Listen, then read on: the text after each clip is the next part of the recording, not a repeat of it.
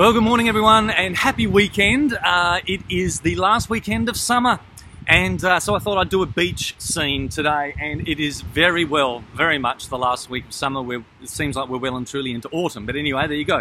It's also week 4 of our Chronological Bible Reading Challenge. We're reading through the book of Genesis. Hopefully last week you finished your readings up to chapter 30, and so essentially we've been introduced to the lives of the patriarchs, okay, or the founding fathers of God's covenant people. This week we're doing chapter 30 through to 47, which essentially continues on with the story of Jacob. Okay, there he is working for his father-in-law, but the focus or the main character that we're going to be introduced to this week is a guy called Joseph. Now listen, it's 17 chapters, all right? Let me just say this again.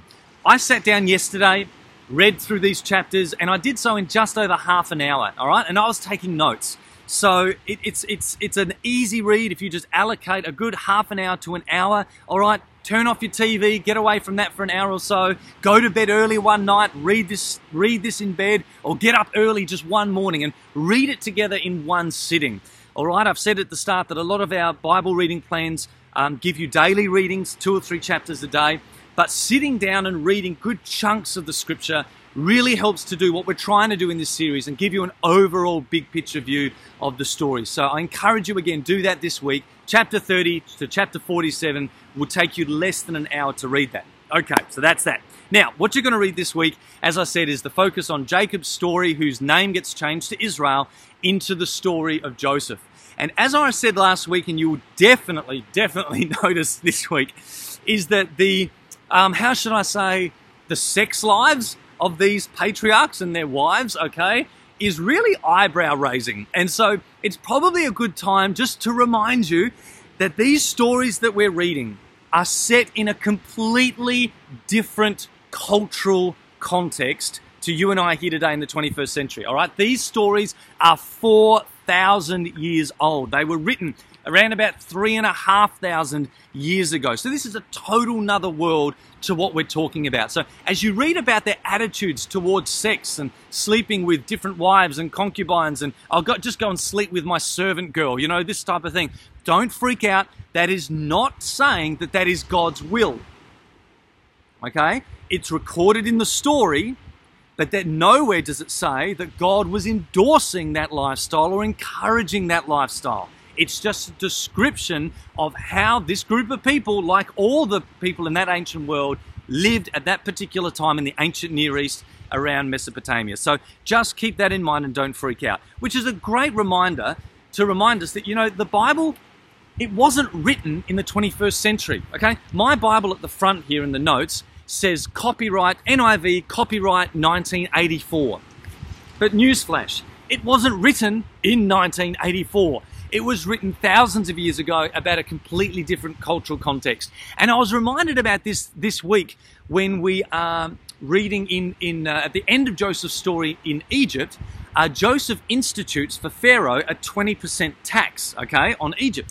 And it says there in the text that this tax is still in force by the pharaohs to this very day.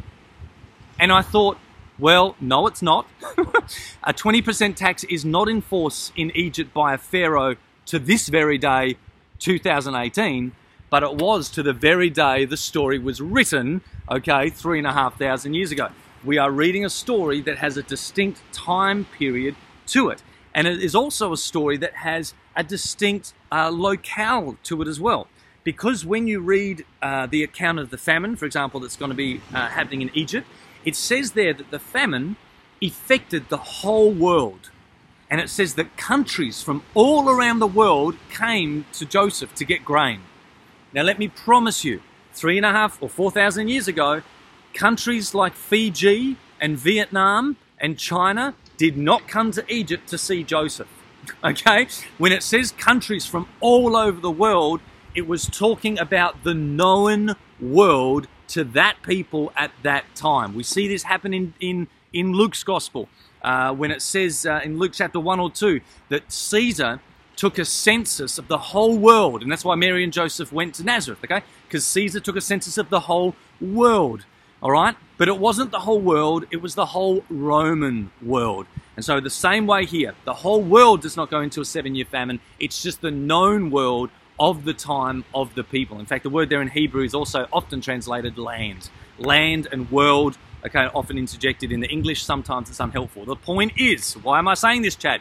The point is, I was just reminded a few times in my reading this yesterday that the fact is we're reading a document that has a distinct time period to it, and that is something we really need to keep in life. Anyway, the main part of the story, or the main thing that this story deals with, is all about the complexity of family life, all right? Last week we read in the story of Job about the complexity of friendships, okay, and how complex they can be. This week the whole focus is about the complexity of family life, and that's something I'm sure that we can all relate to. It starts with Jacob, who's working for his father-in-law, and he ends up running away from his father-in-law. He just does a runner, all right? He just breaks off that relationship and disappears without saying a word.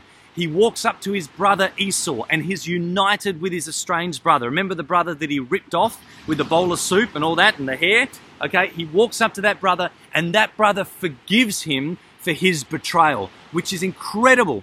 Because I just saw this week that as that brother, as Uncle Esau forgives him, the 12 brothers are watching. The 12 brothers are witnessing their Uncle Esau forgive their father for being a betrayer, which is profound.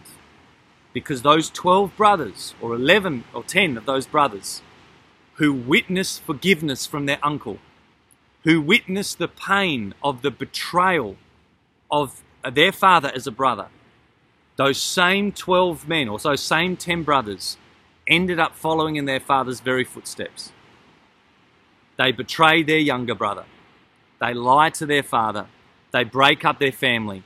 They deceive, you'll read about it this week, an entire city and end up murdering its men. They are deceptive people. They are following in the footsteps of their father, which is again something we see in families all over the show. You can witness the pain of something that happens in your family line and still repeat that behavior in your own life. But anyway, I'm not here to talk about devotional stuff, right? That's up to you to come up with that this week. But the main point of this story, just to get back to the historical context for a moment, is this whole thing about roots determining roots. Remember, Genesis is all about the origins of God's people, and the whole reason this story is told to ancient Israel, to the people of Moses' day, as they've left Egypt and they're going to the promised land. That's who it's written for, okay? The reason this story is told to them is so that they know where they have come from, and so they can have confidence into where they are going. So this week, again, is about origins. The origins of Israel's name. The origins of the 12 tribes, the origins of how God's people end up in Egypt. And the amazing way that this story is told demonstrates this to God's people.